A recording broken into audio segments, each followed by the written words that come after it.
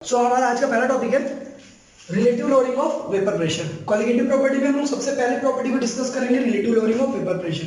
मैं पहले आपको इसके समझा देता हूं कुछ बारे में। इसके ध्यान दीजिएगा, आपने एक सॉल्वेंट लिया है, ठीक है, आपने एक सॉल्वेंट लिया है और ये सॉल्वेंट कौन सा है? Volatile solvent. तो जब कभी आप इस एक वोलेटाइल सॉल्वेंट में सॉल्यूट ऐड करोगे, ठीक है, ताकि वो सॉल्यूशन बन सके, और सॉल्यूट कौन सा रहेगा? Non volatile. तो जब कभी आप एक सॉल्वेंट यानी वोलेटाइल सॉल्वेंट में नॉन वोलेटाइल सॉल्वेंट ऐड करते हो तो इसकी प्रॉपर्टी कैसे वेरी करती है उसी के बारे में डिस्कस करते हैं अपन क्वालिटेटिव प्रॉपर्टी में। ठीक, तो होगा क्या यहाँ पर, जब कभी भी आप वोलेटाइल सॉल्वेंट में नॉन वोलेटाइल सॉल्वेंट ऐड करोगे तो उसका जो वेपर प्रेशर है, ठीक है, किसका? सॉल्वेंट का। एग्जैक्टली बोला जाए तो सॉल्वेंट का जो वेपर प्रेशर है सॉल्यूशन बनने के बाद वो कम हो जाएगा, ये ऐसा बोलना चाह रहा है, ठीक है। और हम लोगों ने रॉल्स लॉ ऑलरेडी पढ़ा हुआ है। रॉल्स लॉ में हम लोगों ने पढ़ा था कि भाई P1 is equals to x1 into P1 nought. अब ये है क्या चीज, देखते ध्यान देना। ये P1 है आपका vapour pressure of solution, solution बनने के बाद कितना हुआ वेपर प्रेशर। x1 है आपका मोल फ्रैक्शन, किस चीज का मोल फ्रैक्शन? ये मोल फ्रैक्शन ऑफ सॉल्वेंट का है, ठीक है, क्योंकि मैंने यहाँ पर सॉल्वेंट के बारे में डिस्कस करना चाह रहा हूँ इसका। और P1 नॉट है आपका vapour pressure of pure solvent.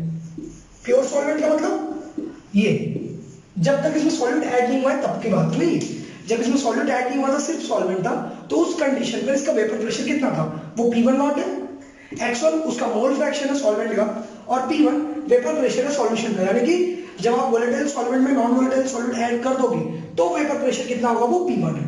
ठीक, तो ये क्लियर हो गया आपको यहां से। ये रॉल्स लॉ से हम लोगों ने लिया है इसको, रॉल्स लॉ। अब टॉपिक पे वापस आते, ध्यान दीजिएगा, relative lowering of vapour pressure.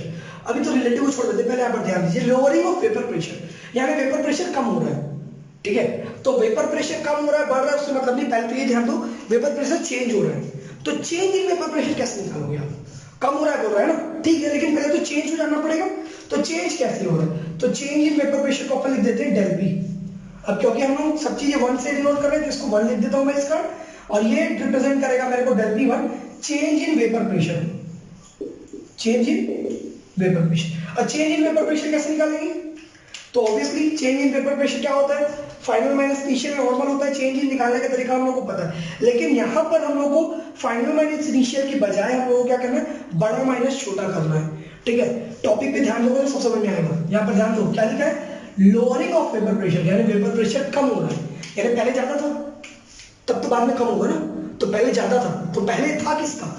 Obviously बात है, सबसे पहले हम लोगों ने क्या लिया था? सॉल्वेंट लिया था, यानी कि ज्यादा किसका होगा? Vapour pressure of pure solvent ज्यादा होगा, ठीक है। तो इसका क्या आ जाएगा आपका? P1 नॉट माइनस, अब ये पहले था माइनस, ज्यादा माइनस कम, कम कब होगा? बाद में कम होगा, क्योंकि लोअरिंग पूर्ण है, तो बाद में क्या बन जाएगा? तो भाई जब सॉल्वेंट में सॉल्वेंट मिला दोगे तो सॉल्यूशन बन जाएगा, यानी वेपर प्रेशर ऑफ सॉल्यूशन तो P1, तो P1 नॉट माइनस P1, ठीक है गाइस। अब इसको ध्यान रखते हैं आगे। तो डेल P1 इक्वल्स टू क्या मिला आपको? ये तो P1 नॉट है माइनस, लेकिन P1 की वैल्यू हम लोगों ने रॉल्स लॉ में पढ़ी थी कि भाई x1 इंटू P1 नॉट होता है, तो रख देते हैं यहाँ पर x1 इंटू P1 नॉट। इसमें से P1 नॉट कॉमन निकल जाएगा, क्या बचेगा आपको? P1 नॉट निकल गया तो अंदर में 1 माइनस x1, और ये किसकी वैल्यू निकली? ये डेल P1 की वैल्यू निकली। ये इतना समझ में आया आपको गाइस? ठीक है, अभी आगे बढ़ते हैं। तो आगे बढ़ने से पहले कुछ मैं आपको समझा देता हूँ और, ताकि क्लियर हो जाए आपके दिमाग में ये पॉइंट। ध्यान दीजिएगा क्या मैं बताना चाह रहा हूँ। एक सॉल्यूशन किन किन चीजों से मिलकर बनता है? एक सॉल्वेंट और सॉल्यूट से, सही है। तो ध्यान दीजिए, सॉल्यूशन बनाने के लिए सॉल्वेंट और सॉल्यूट को ऐड करना पड़ता है। अगर सॉल्वेंट का मोल फ्रैक्शन x1 लिया मैंने, और मान के चलो कि सॉल्यूट का ले लिया x2 मोल फ्रैक्शन, तो अब मेरे को पता है एक सॉल्यूशन में एक सॉल्वेंट और सॉल्यूट ही होते हैं, तो x1 प्लस x2 की वैल्यू कितनी आएगी? 1। ये हम लोग ऑलरेडी पढ़ चुके हैं, ठीक है, क्लास 11 में भी पढ़ चुके हैं, और क्लास 12 में सेकंड चैप्टर जो भी अपन पढ़ रहे हैं सॉल्यूशन, उसके इंट्रो में भी इसको पढ़ते हैं मोल फ्रैक्शन के बारे में, ठीक है। तो x1 प्लस x2 की वैल्यू कितनी आएगी? 1। तो अगर मैं यहां से x2 की वैल्यू निकालना चाहूं तो क्या मिलेगा मेरे को? 1 माइनस x1 मिलेगा। यहाँ पर ध्यान दो, x2 की वैल्यू निकालनी है, x1 को उधर ट्रांसपोज कर दो, तो 1 ऑलरेडी है उधर, प्लस x1 उधर गया तो माइनस x1, तो x2 की वैल्यू कितनी मिली? 1 माइनस x1, सही है।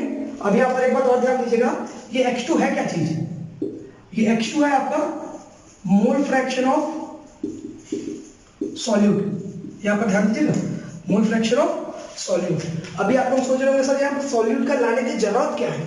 ठीक है मैं वैल्यू पुटअप करूँ, लेकिन जरूरत क्या है भाई? जरूरत इसके आप डेफिनेशन भी समझ गए होंगे। कॉलिगेटिव प्रॉपर्टी बोलता है कि भाई मैं एक ऐसी प्रॉपर्टी हूं जो कि क्वांटिटी ऑफ सॉल्यूट के ऊपर डिपेंड करती हूं।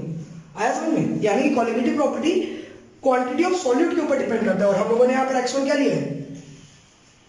मोल फ्रैक्शन ऑफ सॉल्वेंट है ना, तो मेरे को तो सॉल्यूट के साथ रिलेशन चाहिए, इस कारण इसको हटाकर x2 लाना जरूरी है।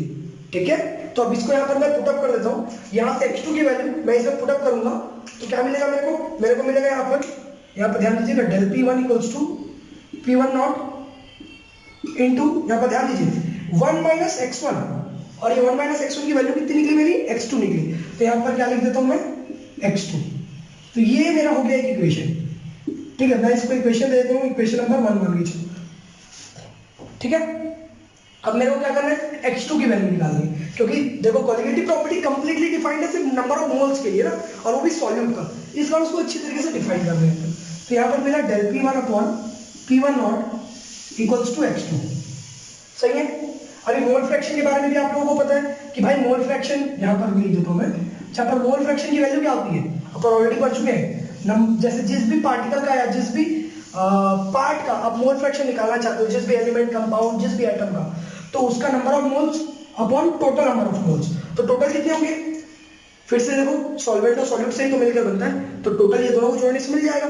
तो number of moles of solvent N1 plus number of moles of solute N2, यानी x2 की वैल्यू कितनी निकली? N2 upon N1 plus N2। अब इस वैल्यू को यहाँ पुटअप करेंगे तो अपने को मिलेगा del P1 upon P1 not equals to x2 की जगह उसको लिख देता हूँ मैं N2 upon N1 plus N2। सही है। अभी यहाँ पर एक बात का और ध्यान रखेंगे दोस्तों, बहुत इंपॉर्टेंट पॉइंट आने वाला है, ठीक है, आपको समझने के लिए, कि सॉल्वेंट में जब सॉल्यूट ऐड करते हैं तो सॉल्यूट की क्वांटिटी कितनी होती है? तो हम लोग यहाँ पर मान के चल रहे हैं कि सॉल्यूट की क्वांटिटी बहुत बहुत बहुत बहुत बहुत कम है।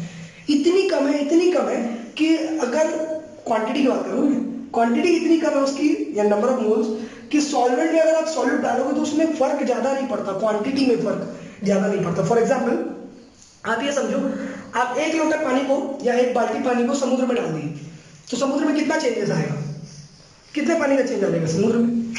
आप बोलोगे सर ये तो बकवास है, एकदम नेग्लिजिबल आएगा ऑब्वियसली। तो बस वही है, सॉल्वेंट इतना सारा रहता है उसके सामने में, सॉल्यूट के सामने में, कि उसको ऐड करने से कोई फर्क नहीं पड़ता उतना ज्यादा। ठीक है, मैं प्रॉपर्टी में नहीं बोल रहा हूँ, मैं क्वांटिटी में बोल रहा हूँ ना, ध्यान दीजिएगा, क्वांटिटी में ज्यादा फर्क नहीं पड़ता। ठीक, तो यहाँ पर ध्यान देते हैं, तो N1 की क्वांटिटी बहुत कम है, इतनी कम है कि N1 और N2 की वैल्यू को अगर जोड़े तो मेरे को सिर्फ N1 ही मिलेगा, N2 की वैल्यू मिलेगी नहीं। क्यों? क्योंकि यहाँ पर N2 जो है, यानी number of moles of solute, ये काफी कम है number of moles of solvent के हिसाब से। ठीक है, काफी ज्यादा कम है। इस कारण ये वाला फॉर्मूला ट्रांसफॉर्म करेंगे अपन, और ये ट्रांसफॉर्म करके नया फॉर्मूला बनेगा। यहाँ पर ध्यान दीजिए, मैं यहाँ पर लिख दे रहा हूँ, मिलेगा मेरे को del P1 upon P1 not equals to N2 upon, अब N1 प्लस N2 की जगह में तो N1 आ जाएगा, तो N1। यह है आपको समझ में इतना पॉइंट? ठीक है, अभी यहाँ पर आपको एक चीज में और अच्छे से ध्यान दिलाता हूँ, ध्यान दीजिएगा। आप मेरे को ये बताइए कि डेल P1 क्या है? डेल P1 है आपका change in vapour pressure, change in vapour pressure. सही है। P1 नॉट क्या है? ये तो ओरिजिनल वेपर प्रेशर है, नॉट डिग्री रिप्रेजेंट करता है प्योर को, स्टैंडर्ड को। ठीक है, जगह जगह का फर्क होता है। जैसे यहाँ पर प्योर को लिया गया है, मैं यहाँ पे लिखा भी हूँ तो पेपर देखिए, यहाँ पर लिखा है P1 नॉट यहाँ पर रिप्रेजेंट कर रहा है vapour pressure of pure solvent को ना, प्योर सॉल्वेंट। तो यहाँ पर जो डिग्री यहाँ पर लगा हुआ है वो प्योर को रिप्रेजेंट कर रहा है। वैसे ही कई जगह ये सेम डिग्री स्टैंडर्ड को रिप्रेजेंट करता है। ठीक है, तो ध्यान दीजिएगा, डेल P रिप्रेजेंट करता है चेंज इन वेपर प्रेशर को, P1 नॉट रिप्रेजेंट कर रहा है इनिशियल वेपर या प्योर सॉल्वेंट का वेपर प्रेशर को। ठीक है, तो यहाँ पर ध्यान दीजिए, ये क्या है? ये प्योर सॉल्वेंट का वेपर प्रेशर है, यानी vapour pressure of pure solvent P1 not. ठीक है, तो यहाँ पर ध्यान दीजिए, डेल P1 यानी चेंज इन वेपर प्रेशर, और P1 नॉट यानी vapour pressure of pure solvent. तो change in vapour pressure upon, यानी ये आ गया with respect to vapour pressure of pure solvent, change in vapour pressure with respect to vapour pressure of pure solvent. और इसी term को, ये दोनों को मिलाकर इसी को बोला जाता है relative lowering of vapour pressure. आया समझ में? चेंज इन वेपर प्रेशर, हम लोग को पता है वेपर प्रेशर कम हो रहा है, तो चेंज यानी lowering in vapour pressure upon initial या ओरिजिनल। तो चेंज इन वेपर प्रेशर किसके रेस्पेक्ट में ले रहे हैं ना, इसका रिलेटिव आ गया। ठीक, तो ये जो टर्म है del P1 upon P1 not, ये होता है आपका, ये टर्म होता है relative lowering of vapour pressure, और अपन इसी का फॉर्मूला डिराइव कर रहे हैं। तो ये तो कंप्लीट हो गया, वैसे में बेसिक फॉर्मूला अपन ले आ चुके हैं। इसके अलावा फर्दर अगर आपको ले जाना है तो अपन ले जा सकते हैं इसके और आगे फॉर्मूले के डेरिवेशन को।